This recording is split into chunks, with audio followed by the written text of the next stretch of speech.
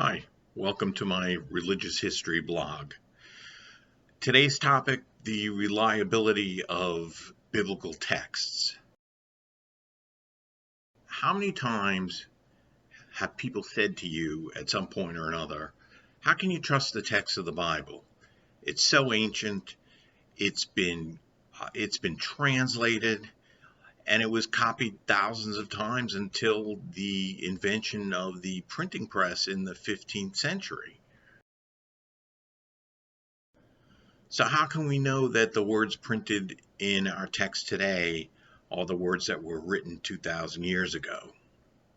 So today we'll take a look at the manuscript evidence that supports the text of the Christian scriptures. And down the road we'll do the same thing with the Jewish sacred texts. Our goal today will be to compare the oldest original copies that we have of the Christian scriptures with other ancient sources that we have for, say, Caesar or Plato or Aristotle. This chart will give you a little preview. Sorry, I know it's a spoiler. Note that we have more ancient copies of the Christian sacred texts than we do of all other early ancient books combined. The New Testament Christian scriptures are highlighted here in the blue stripe, and we'll come back to this later because I think it would surprise most people. So before we begin, let's go over some nomenclature. Because we're historical and we're non-judgmental, you will hear me use the term more often Christian scriptures rather than New Testament. Why? Because New Testament presupposes that the Jewish Hebrew scriptures are the Old Testament. This was part of the theology of the early church, that the New Testament had supplanted the Old Testament and represented the New Covenant. If you're not Christian, that denies then the validity of the Hebrew scriptures in and of themselves, which, according to Jews, is complete and whole. So we use the term Christian scriptures, although sometimes I'll slip and say New Testament. At the same time, we'll use the term Common Era or CE rather than AD, the traditional way of counting years. This is to some extent for the same reason. The Anno Domini, the AD, in the year of our Lord, was developed in the 7th and 8th century as a way of counting time once the Roman calendar was finally discontinued. And for the medieval monks that began the new process of counting, the most important event for them in world history was the birth of Jesus of Nazareth. So this chart represents the new, more objective way of counting time. And so the documents beginning in the 10th, 11th century read Anno Domini with the date, and it translates as in the year of our Lord, such and such day of such and such month. Again, the system is based on the notion that the birth of Jesus of Nazareth was the most important event in all of world history, which you're free to believe if you choose, if you're a devout Christian. But because this is a historical blog, we'll use CE, which stands for Common Era, and BCE, which stands for before the Common Era, rather than BC, before Christ. It's still using the birth of Christ as the beginning of the modern count, but at least we're not saying before Christ or in the year of our Lord. We're saying Common Era or before the Common Era. Okay, so let's get into the heart of the matter. This chart displays fundamentals about the Christian scriptures. You can pause here, or you can just let it play as I speak, and this chart will reappear more than once. The first bulleted point is the one that tends to amuse me the most. When I ask students in class, what language is the New Testament written in? Invariably, I get the response, well, it's in Hebrew, or some bright students say Aramaic, or even Latin. So when we look at why the Christian scriptures are written in Greek, there are several reasons. First and foremost, because Paul in the 50s brought the way, as it was called, Christianity, to Syria, to what we now call Turkey, Asia Minor, the Anatolian Peninsula, and to Greece. And the lingua franca, the common language of the Eastern Roman Empire, was Greek. And so to reach the largest audience outside of the Holy Land, the Christian scriptures were written in Greek. Another amusing point, at least for historians, because we have a dry sense of humor, is that there are hundreds of versions of maps of Paul's travels throughout the Near East. And cartographers twist themselves in knots trying to display all his journeys. The second reason is that the majority of the Christian scriptures were written after the destruction of the temple in Jerusalem in 70 CE by the Romans. The Christians interpreted the destruction of the temple as divinely sanctioned, that God had now rejected the sacrificial cult on the Temple Mount led by the Jewish priests, and now was giving sanction to the new Christian interpretation, which was that Jesus had replaced the sacrifices that were offered daily on the Temple Mount, the animal sacrifices. The Jews were the only people in ancient times to successfully rebel against Rome, destroying 2 Roman legions.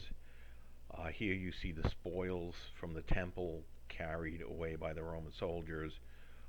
Here you see the gigantic limestone blocks that made up the temple platform hurled over the side by the Romans.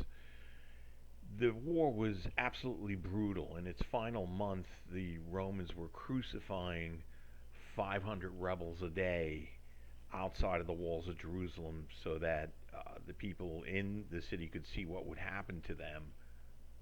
The siege of Jerusalem lasted for over 6 months. Scholars estimate about 500,000 people died during the siege, starving or being killed by the Romans, and the temple was completely destroyed. And so the real split between the synagogue and the church occurs after the destruction of Jerusalem, when the original Christian Jewish community was basically dispersed. Actually, they had fled before the outbreak of the war, the 3-year war against the Romans.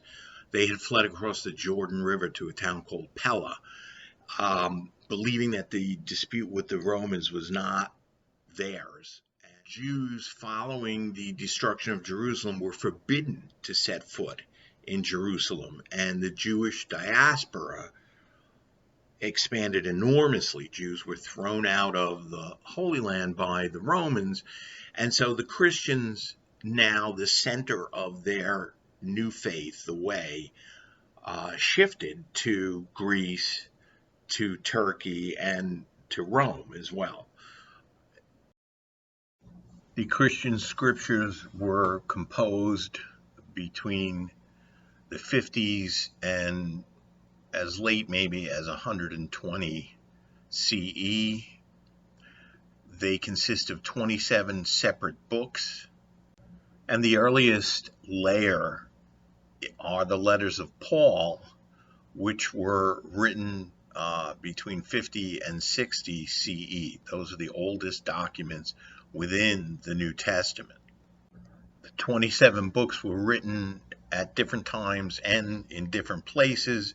They consist of 4 Gospels, the Acts of the Apostles, which is the early history of the church, Revelations or the Apocalypse, and then 21 letters, which you can really see as essays, moral essays.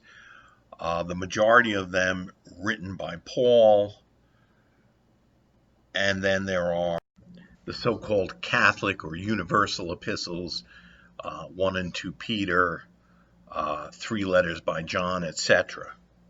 And then, although all the books have an author traditionally attached to each book or letter, in actuality, the authors are unknown, and it's based on tradition.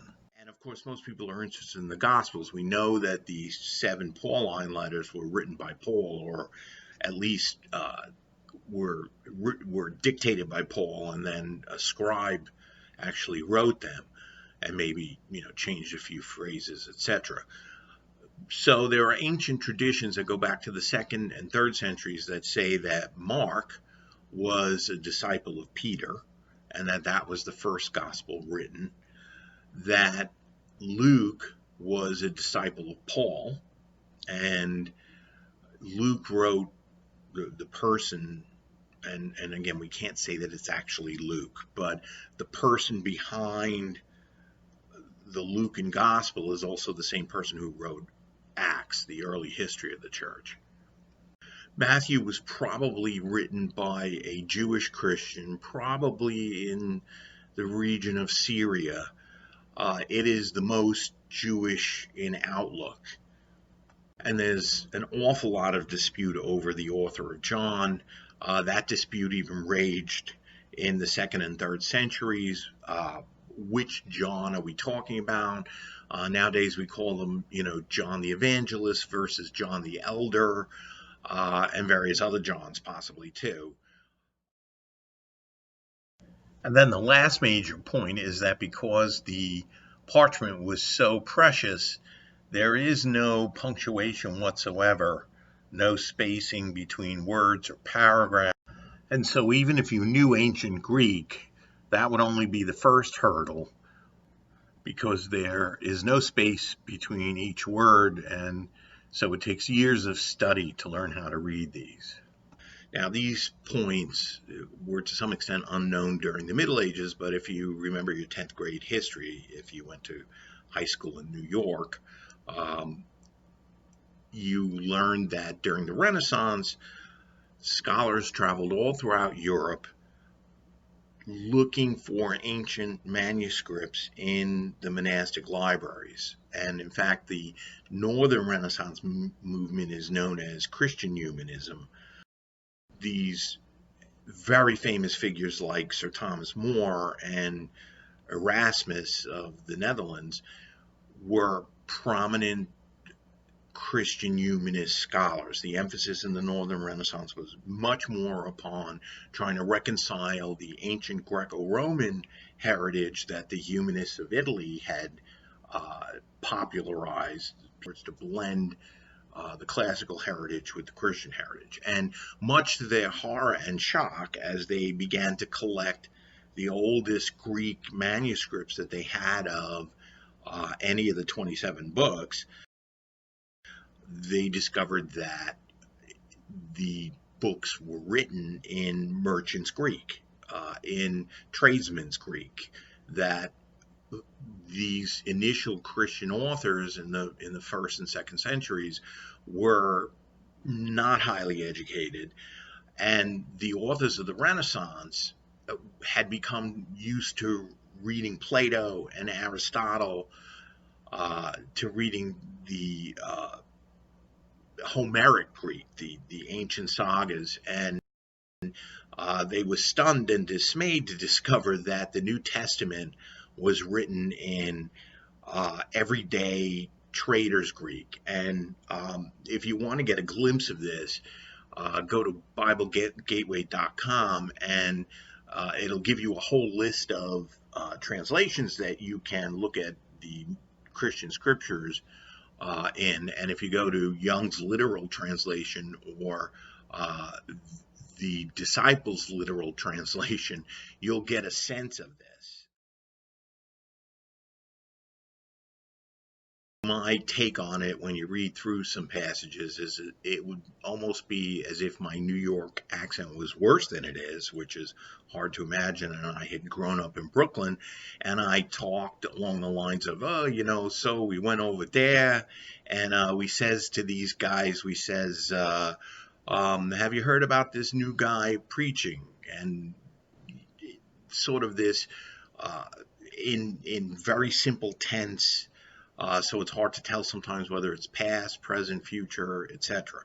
People in the English speaking world are used to reading the Bible in the magnificent King James translation from the 17th century in England, the early 17th century. And the language is beautiful, it soars, it's majestic. One of the problems from a historical point of view is that it doesn't give you a good sense of either, say, Hebrew poetry, or the the sense of the Greek text, where Jesus really is a storyteller with a lot of pithy lines and phrases, a lot of zingers. And the King James Version has everyone speaking with these and thous and shouldest and wouldest and couldest. And it gives a very false impression of the ancient world. And, to the extent that people are shocked if they read even just a regular modern translation, let alone um, a literal translation, if the only Christian scriptures they've been reading are descended from the King James Version. And, it's a literary masterpiece that had enormous effect upon the English language, but it gives a very strange impression of life in ancient Palestine. And, there's almost a tendency for Christians to think that Jesus spoke English and spoke in this archaic thee, thou, shouldest, and wouldest, rather than that Jesus spoke Aramaic. We know he had some education because, according to the scriptures, he read in the synagogue, and most Jewish males were trained at least to be able to read and participate in the synagogue services. But, his Aramaic would have been very down to earth.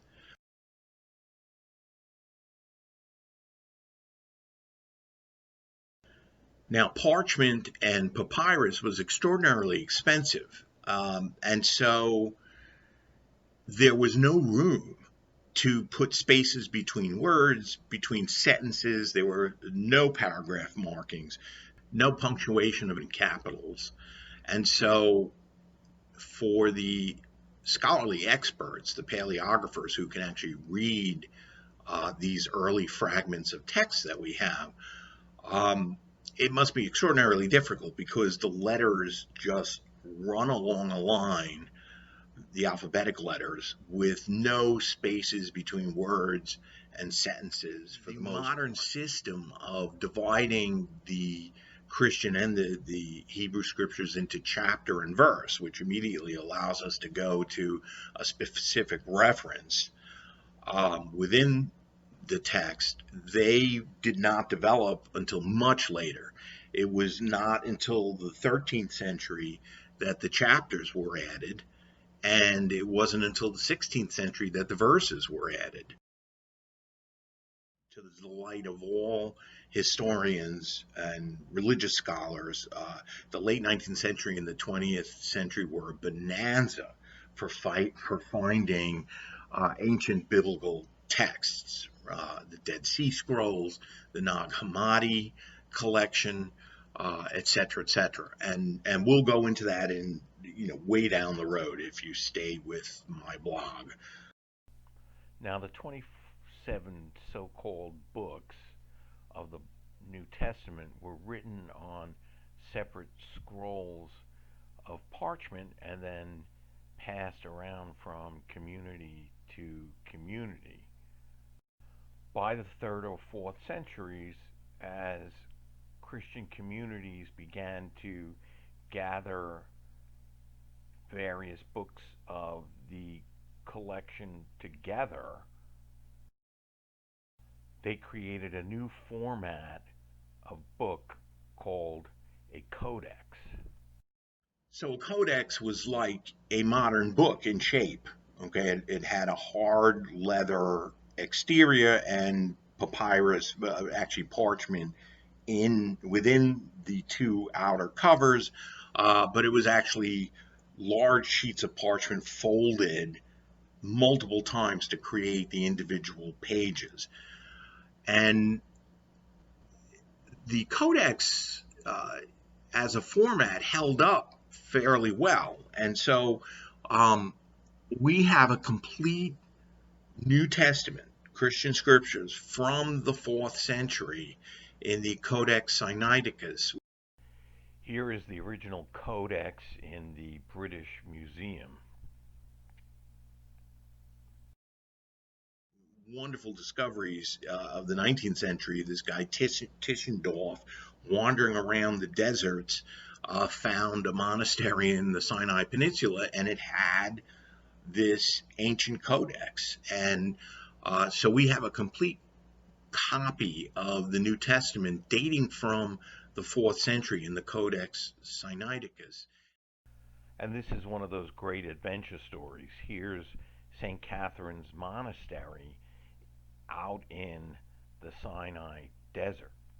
And then there's several others slightly later, the Codex Vaticanus, the Codex Alexandria, etc., etc. Um, but even more importantly, our earliest fragments go back to the second century, which, again, going back to the original chart as a sneak preview, which we'll go back to, um, we have nothing from ancient authors, whether it's the Greek plays, Thucydides and Herodotus, the Greek historians. We have nothing that goes back that far. And yet we have fragments of the New Testament that go back to the second century, much closer in time to the actual original writings.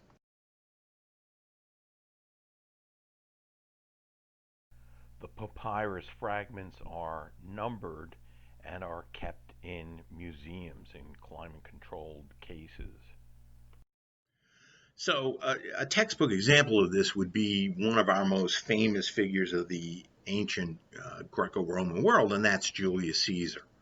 And, if we look at the sources that we have for the life of Caesar, you would think that we would have multiple sources going back to ancient times, but in fact, we don't. You would be wrong. There are more copies of the Christian scriptures than there are of anything dealing with Caesar or any of the later Roman figures. So I had promised to bring this chart back up so that you could study it. The Greeks are all above the blue row, which represents the Christian scriptures, and then three famous Romans are below the Christian scriptures. Note that outside of the Christian scriptures, our best early collections are of Homer. But if you look, for instance, at Plato, our earliest copy only goes back to the 10th century, long after Plato's life. And this chart, which I made up, shows the actual sources that we have for Caesar. Um, this chart shows that there are basically two sources of Caesar in his own words. The most important is his book about conquering Gaul, or modern day France, and our earliest copy only goes back to the 800s. And yet nobody questions, what did Caesar actually write? And our other sources for Caesar are biographical, basically from three historians, and again, the earliest goes back to the ninth century, long after Caesar died in 44 BCE. Now, I would say that we shouldn't be surprised at the lack of evidence. Um, One of my favorite examples to use in class when people talk about, gee, was Jesus even historical? Did he even exist as a person? Which no reputable scholar doubts. One of the examples I like to use is Pontius Pilate, the governor of Judea for 10 years, coinciding with the trial and execution of Jesus. Um, Pilate was a governor. We know from some writings that survive from other governors that there was correspondence back and forth between the Roman governors and the emperor and the Senate in Rome.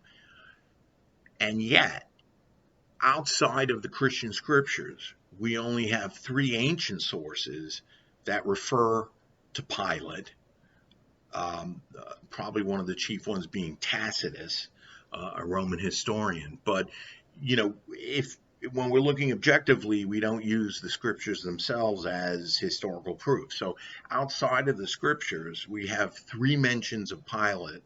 The primary text being Josephus's description of the Roman war against the Jews, um, and a brief mention in Tacitus and brief mentions in Philo, and that's it. Outside of the Greek scriptures, the New Testament.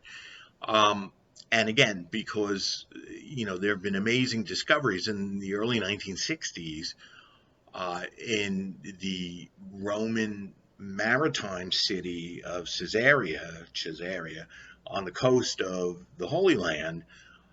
They were digging and they found ruins of a building, and they actually found the cornerstone, the original cornerstone of the building, and it had Pilate's name inscribed with the dates of his governorship. And that was the first firm archaeological evidence we ever had of Pilate. Outside of these references in three histories, which were not contemporary, they were written 100 or 200 years later, except for Josephus, we had no hard evidence until the 1960s that Pilate even existed. So if we don't have evidence for Pilate, who was a Roman governor, what evidence do we expect to find for an itinerant Jewish preacher who for 3 years wandered from town to town preaching? And again, I'm not denying the historical existence of Jesus. Far from it. In fact, I'm saying he absolutely existed. But when you make that comparison, and you realize that we couldn't even really prove much about a Roman governor, let alone a Jewish craftsman, um, who didn't engage in any correspondence, as far as we know, you can see the difficulty. So it shouldn't surprise anyone that our sources for Julius Caesar are so slender. So, what's our overall point? Well, going back to my original statement at the beginning of this vlog, you will hear people question the reliability of the New Testament text on a regular basis, and yet nobody questions, say, the knowledge that we have about Julius Caesar or about Plato or about any of the other ancient. And again, to beat this point into the ground, we have so many more fragments and complete examples of the Christian scriptures than we have of any other ancient documents, and they're much closer in time to the lifespan of Jesus, 20 or 30 years of the lifetime of Jesus of Nazareth.